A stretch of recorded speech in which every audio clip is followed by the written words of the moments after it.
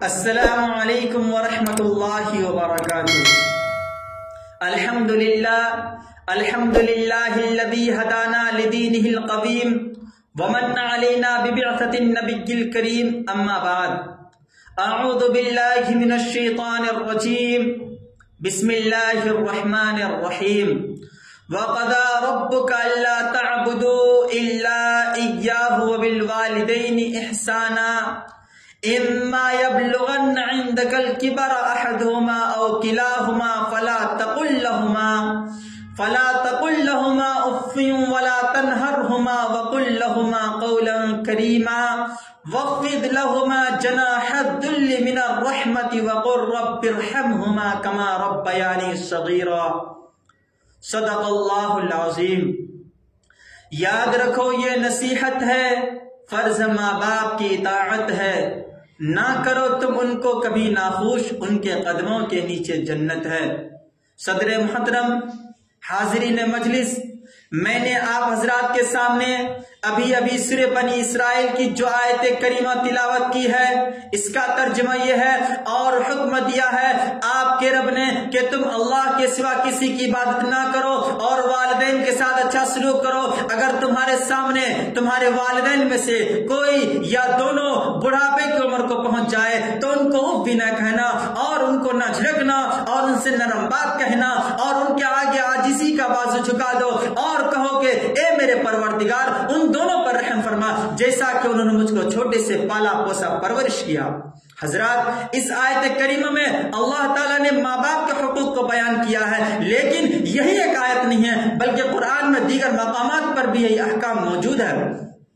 مثلا سورہ لقمان میں ہے وَوَصَّيْنَا الْإِنسَانَ بِوَالِدَيْهِ حَمَلَتْهُ أُمُّهُ وَهْنًا عَلَى وَهْنٍ وَفِصَالُهُ فِي عَامَيْنِ أَنِ اشْكُرْ لِي وَلِوَالِدَيْكَ إِلَيَّ الْمَصِيرُ۔ ہم نے تاکید کر دی انسانوں کو اس کے ماں باپ کے واسطے کہ اس کی ماں نے اس کو اپنے پیٹ میں رکھا، تھک تھک کر دودھ چھوڑانا 2 برس میں ہے کہ میرا اور اپنے والدین کا حق مانو اور تمہیں میری طرف لوٹ کر آنا ہے۔ اگر وہ کوشش کرے کہ تم میرے ساتھ اس چیز کو شریک ٹھہراؤ جس کا تمہیں علم نہیں تو تم ان کی بات نہ ماننا اور دنیا میں دونوں کے ساتھ اچھا سلوک کرو۔ اس آیت سے ثابت ہوا کہ گناہ اور معصیت کے علاوہ ہر کام میں والدین کی اطاعت ضروری ہے۔ ایک مرتبہ رسول اللہ صلی اللہ علیہ وسلم نے فرمایا اس کی ناخواہ آلود ہو، اس کی ناخواہ آلود ہو، اس کی ناخواہ آلود ہو۔ صحابہ نے عرض کیا یا رسول اللہ کس کی ناخواہ آلود ہو؟ تو آپ صلی اللہ علیہ وسلم نے فرمایا من ادرک والدیہ عند الکبر احدہما او کلاہما ثم لم يدخل الجنہ، اس شخص کی جس نے اپنے والدین میں سے کسی ایک کو یا دونوں کو بڑھاپے کے عالم میں پایا ہو پھر ان کی خدمت کر کے اپنے آپ کو جنت کا مستحق نہیں بنایا۔ حضرت ابو امامہ رضی اللہ عنہ فرماتے ہیں کہ ایک شخص نے حضور صلی اللہ علیہ وسلم کی خدمت میں آ کر دریافت کیا کہ اللہ کے رسول صلی اللہ علیہ وسلم ما حق الوالدین، والدین کا حق کیا ہے؟ تو حضور صلی اللہ علیہ وسلم نے فرمایا ہما جنتک و نارک، وہی تمہاری جنت بھی ہے وہی تمہاری دوزخ بھی۔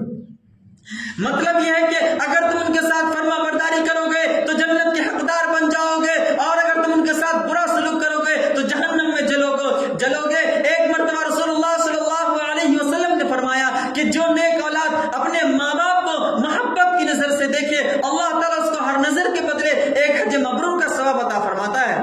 صحابہ نے عرض کیا اگرچہ وہ دن میں 100 مرتبہ نظر ڈالے تو حضور صلی اللہ علیہ وسلم نے فرمایا نعم اللہ اکبر ہوتی ہے، ہاں اللہ کیا تھا اور بخشش تمہارے تصورات سے بڑھ کر ہے۔ محترم دوستو، غور کرنے کا مقام ہے کہ ماں باپ کو صرف محبت کی نظر سے دیکھنے کا کتنا بڑا ثواب ہے۔ لہٰذا جو لوگ ماں باپ کی دل و جان سے خدمت کرتے ہیں، ہر دم ان کا حق ادا کرنے کی فکر میں لگے رہتے ہیں، ان کے آرام و راحت کا خیال رکھتے ہیں، وہ اللہ کے نزدیک کتنے بلند مقام کے مستحق ہیں ہم تصور بھی نہیں کر سکتے۔ کسی شاعر نے کیا یہ خوب کہا ہے کہ ماں کی دعا کبھی خالی نہیں جاتی، ماں کی دعا کبھی خالی نہیں جاتی، ان کی بد دعا کبھی ٹالی نہیں جاتی۔ برتن مانجھ کر 3-4 بچوں کو پال لیتی ہے ایک ماں، برتن مانجھ کر 3-4 بچوں کو پال لیتی ہے ایک ماں، پر 3-4 بچوں سے ایک ماں پالی نہیں جاتی۔ حضرات، ایک مرتبہ ایک شخص نے حضور صلی اللہ علیہ وسلم سے دریافت کیا من احق بحسن صحابتی، میرے حسن سلوک کا سب سے زیادہ کون مستحق ہے؟ حضور صلی اللہ اللہ علیہ وسلم نے فرمایا امک، تمہاری ماں۔ اس نے کہا ثم من، پھر کون؟ تو حضور صلی اللہ علیہ وسلم نے جواب دیا ثم امک، پھر تمہاری ماں۔ اس شخص نے 3 مرتبہ یہی سوال کیا، تینوں مرتبہ حضور صلی اللہ علیہ وسلم نے یہی جواب دیا۔ جب اس نے 4تھی مرتبہ پوچھا ثم من، پھر کون؟ تو حضور صلی اللہ علیہ وسلم نے فرمایا ثم ابوک، پھر تمہارا باپ۔ نیک اولاد کا فرض ہے کہ اپنے والدین کی خبر گیری کرے، ان میں سے ہر ایک کے ساتھ اچھا سلوک کرے اور ہر ایک کو خوش رکھنے کی کوشش کرے۔ حضور صلی اللہ علیہ وسلم فرماتے ہیں کہ رضا الرب فی رضا الوالد و سخط الرب فی سخط الوالد، باپ کی رضا میں اللہ کی رضا ہے، باپ کی ناراضگی میں اللہ کی ناراضگی ہے۔ دوسری روایت میں ہے کہ باپ جنت کے دروازوں میں سب سے بیچ کا دروازہ ہے، خواہ تم اسے محفوظ رکھو یا ضائع کر دو۔ ایک واقعہ یاد آیا کہ جناب قاری حنیف صاحب اپنی تقریر میں بیان فرما رہے تھے کہ ایک دن ایک والد محترم کے گود میں ایک چھوٹا سا بچہ تھا اور اس بچے کو سامنے ٹیوب ویل پر کچھ کالا سا نظر آنے لگا اور اس بچے نے اپنے والد سے پوچھا کہ ابا یہ کیا ہے؟ والد کہتا ہے کہ بیٹا یہ کوا ہے۔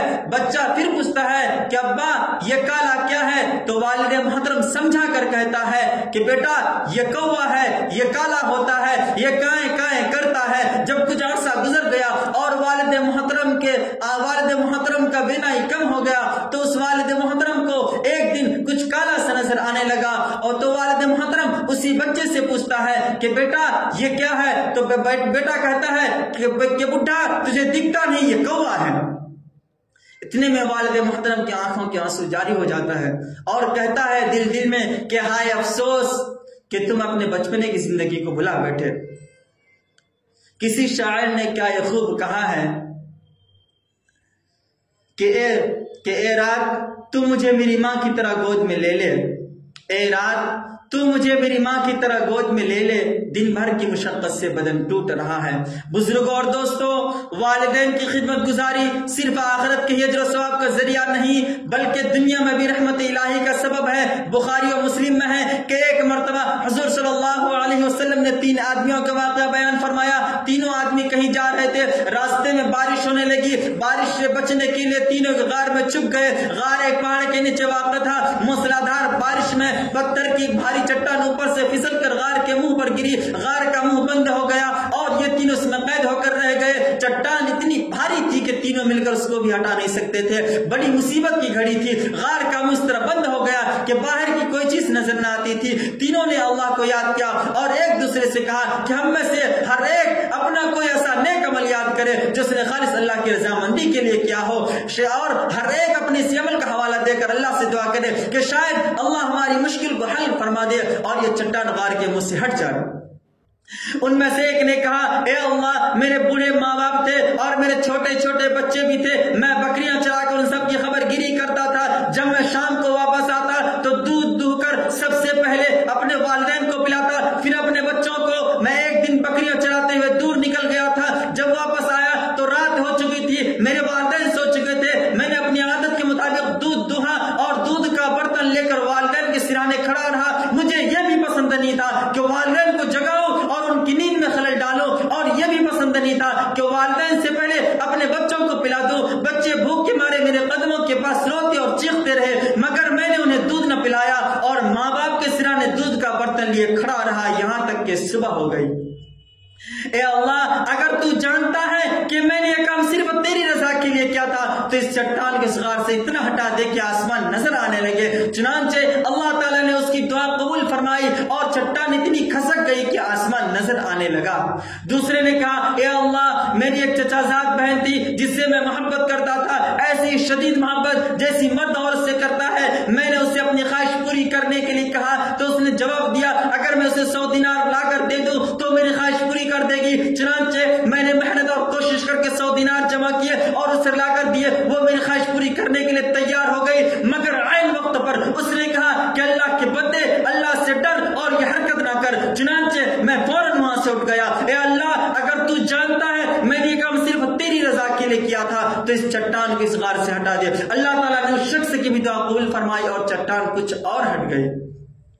تیسرے نے کہا اے اللہ میں نے ایک شخص کو اجرت پر رکھا تھا، جب اس کی اجرت 16 رطل دھان طے ہوئی تھی مانگی، میں نے اس کی اجرت اس کے سامنے رکھ دی، مگر اس نے اس کو لیا نہیں بلکہ چھوڑ کر چلا گیا۔ میں اس دھان کو برابر بوتا رہا یہاں تک کہ اس کی خرید و فروخت سے بہت سی گائے اور چرواہے جمع کیے۔ پھر ایک دن وہی شخص آیا اور اس نے کہا کہ اللہ سے ڈرو، مجھ پر ظلم نہ کرو اور میرا حق دے دو۔ میں نے کہا جاؤ وہ گائے اور چرواہے لے جاؤ۔ اس نے کہا کہ اللہ کے بندے اللہ سے ڈرو، مجھ سے مذاق نہ کرو۔ میں نے کہا میں تم سے مذاق نہیں کرتا، جاؤ وہ گائے اور چرواہے لے جاؤ۔ وہ شخص ان گائے اور چرواہوں کو لے گیا۔ اے اللہ اگر تو جانتا ہے میں نے یہ کام صرف تیری رضا کے لیے کیا تھا تو باقی ماندہ چٹان بھی ہٹا دے۔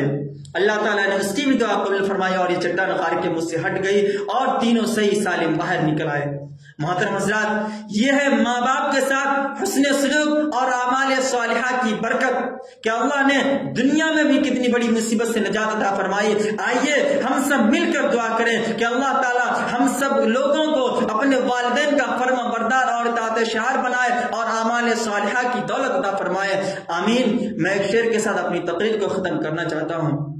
یا خدا تو نے گل کو گلشن میں جگہ دی، یا خدا تو نے گل کو گلشن میں جگہ دی، پانی کو دریا میں جگہ دی، تو اسے جنت میں جگہ دینا جس نے مجھے نوما اپنی پیٹ میں جگہ دی۔ وآخر دعوانا ان الحمد للہ رب العالمین۔